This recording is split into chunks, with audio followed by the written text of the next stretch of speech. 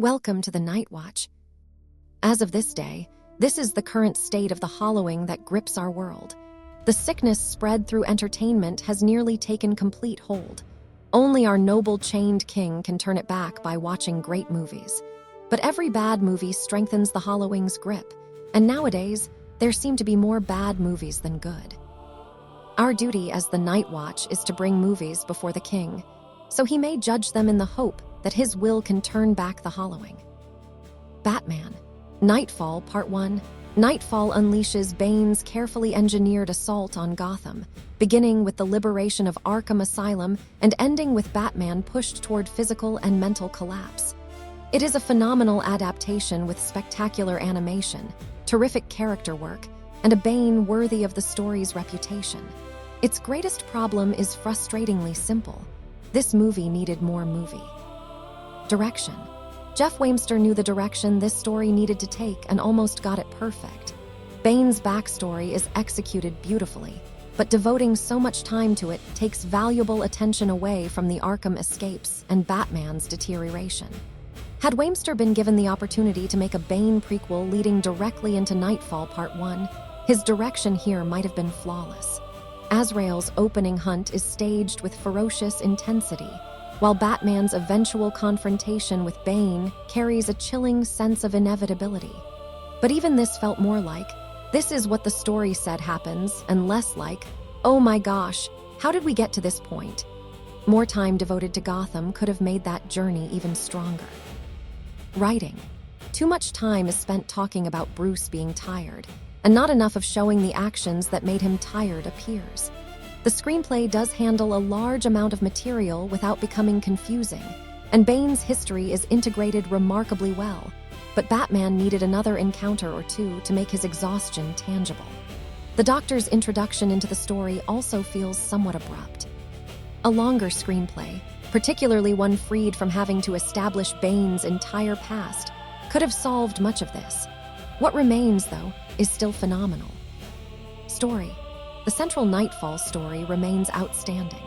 Bane does not simply challenge Batman physically. He engineers a situation designed to grind him down before making his move. Freeing Gotham's criminals turns Batman's determination against him, giving the plot a cruel logic that makes Bane's assault much more than another villain attack. Casting. The voice cast fits this heightened world extremely well.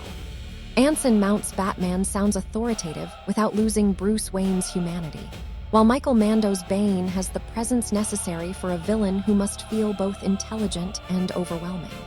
Pablo Schreiber brings enough humanity to Jean-Paul Valley and enough instability to Azrael that sympathy can exist for both sides of him. Acting.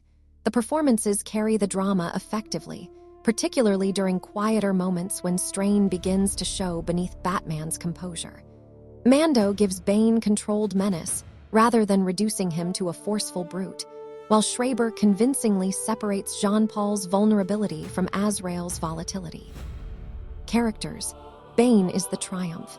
His intelligence, patience, history, and understanding of Batman make him far more dangerous than his size alone ever could. Bruce's refusal to stop becomes both admirable and self-destructive. Jean-Paul Valley's introduction as Azrael is excellent, while Tim Drake is given enough personality to stand apart from the Robins who came before him, rather than feeling like another sidekick in a similar costume. Environment. Gotham feels increasingly unstable once Arkham's inmates are released. The city and asylum provide the right backdrop for a story built around Batman losing control of the world he has spent years trying to contain. It has a perfect neo-noir feeling. Costumes. The costume designs are fantastic. Batman, Robin, Azrael, Bane, and the returning rogues each retain strong, distinctive identities without their designs becoming overcomplicated. The designers were smart to copy the exact looks from the comic book series. Animation. The animation is clean, but there is still enough old style to make it feel older, like similar to Batman, the animated series. The framing gives the characters extraordinary presence, particularly Bane. His overwhelming size is emphasized whenever he shares the frame with Batman, making the physical imbalance impossible to ignore. The camera also presents the action clearly enough for movement, distance, and impact to remain readable. What struck the king most is how masculine the men were. They did not just have six-pack abs, they had 36-pack abs. Their abs had abs. Bane was so muscular he should not have been able to move, but it did not detract from the movie at all. It enhanced it. Music. The score gives the film weight and urgency, supporting both Gotham's escalating crisis and Bane's looming threat without overwhelming the scenes it accompanies. John Jennings Boyd's and Eric V. Hatchikian's score may not be memorable. It did its job well, though. Sound design. The sound work gives the action real force. Punches, crashes, movement, and environmental effects make each confrontation feel heavy, especially whenever Bane enters the equation. One sound effect especially made the king cringe when he heard it. Film editing. The editing keeps complicated action coherent. Cuts preserve spatial awareness during fights, while transitions between threats allow the movie to cover considerable ground without becoming disorienting. The transitions involving Jean-Paul Valley, remembering how he became Azrael, are particularly well done. Pacing. The pacing is excellent, which makes the runtime problem unusual. The movie rarely drags and moves confidently from one stage of Bane's plan to the next. It simply ends up covering too much material in too little time. Another 10 or 20 minutes, especially devoted to Batman fighting additional escaped villains, could have made his deterioration feel earned without slowing the film down. By the time the series is done, it could be close to 4 hours. They should have given additional time and made this movie and series as a whole the pinnacle of what a Batman movie could be. Enjoyment. Pacing issues aside, the king felt this was tremendous fun, but it was not quite a flawless enjoyment. The brutal fights, Bane, Azrael, and the overall presentation repeatedly deliver, yet the constant feeling that there should have been more keeps the experience just below the highest mark. Re-watch, Bane's strategy, the action, and the strength of the character work make this an easy film to revisit. Knowing exactly how his plan develops should make earlier scenes even more rewarding on another viewing. Batman. Knightfall Part 1. Knightfall was everything the king could have hoped for, even given the minor flaws. As an adapted work, it was almost perfect. The animation is outstanding throughout, from the vicious fight movement to the exaggerated comic book physiques that give these characters almost absurd muscularity without making them look wrong for this world. Bane, in particular, finally feels as enormous as he should.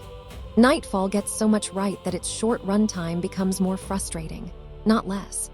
The material was strong enough to support a larger adaptation, perhaps even a 4-film saga beginning with Bane's story by itself. Final Judgment. Honor of the Crown. This movie narrowly misses the sigil of a legend.